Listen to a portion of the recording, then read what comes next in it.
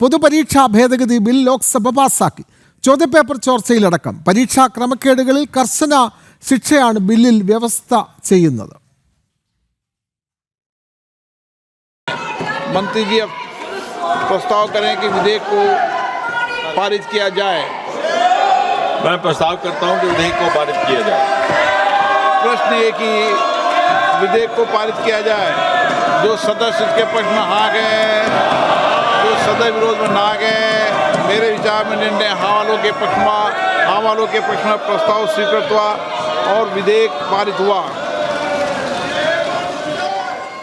പ്രതിപക്ഷത്തിന്റെ ഭാഗത്തു നിന്നുള്ള ബഹളവും സഭ തടസ്സപ്പെടുത്തുന്നതിനുള്ള നീക്കങ്ങളുമൊക്കെ മറികടന്നാണ് നിർണായക ബില്ല് ലോക്സഭ ശബ്ദ വോട്ടോടെ പാസാക്കിയത്. പരീക്ഷാ ക്രമക്കേടുകളിൽ ഉൾപ്പെടുന്നവർക്ക് കടുത്ത പിഴയും ശിക്ഷയുമാണ് ബില്ലിൽ നിർദ്ദേശിച്ചിരിക്കുന്നത്. സംഘടിത കുറ്റകൃത്യ ശൃംഖലകൾക്ക് 10 കോടി രൂപ വരെ പിഴയും സ്ഥാപന നടത്തിപ്പുകാർ ഉൾപ്പെടെയുള്ള കുറ്റക്കാർക്ക് പരമാവധി തടവ് ശിക്ഷയും നൽകണമെന്നതടക്കം ക്രമക്കേടുകൾ തടയുന്നതിന് കർശന വ്യവസ്ഥയാണ് ബില്ലിലുള്ളത്.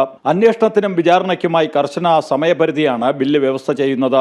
സംസ്ഥാന പോലീസോ കേന്ദ്ര ഏജൻസികളോ നടത്തുന്ന അന്വേഷണങ്ങൾ 60 ദിവസത്തിനകം പൂർത്തിയാക്കണം. പാർലമെന്റിന്റെ ചരിത്രത്തിലെ നാഴികക്കല്ലാണ് ഈ ബില്ലെന്ന് കേന്ദ്രമന്ത്രി ജിതേന്ദ്ര സിംഗ് അഭിപ്രായപ്പെട്ടു. 2024 പൊതുപരീക്ഷാ ക്രമക്കേടുകൾ തടയൽ നിയമത്തിന്റെ ഭേദഗതിയാണ് ഈ ബിൽ. മുൻപത്തെ ബില്ലും ഇപ്പോഴത്തെ ഭേദഗതിയും രാജ്യത്തെ വിദ്യാർത്ഥികളുടെയും യുവാക്കളുടെയും ക്ഷേമം സംരക്ഷിക്കുന്നതിൽ സർക്കാരിനുള്ള പ്രതിബദ്ധതയുടെ സാക്ഷ്യപ്പെടുത്തലാണെന്നും മന്ത്രി കൂട്ടിച്ചേർത്തു.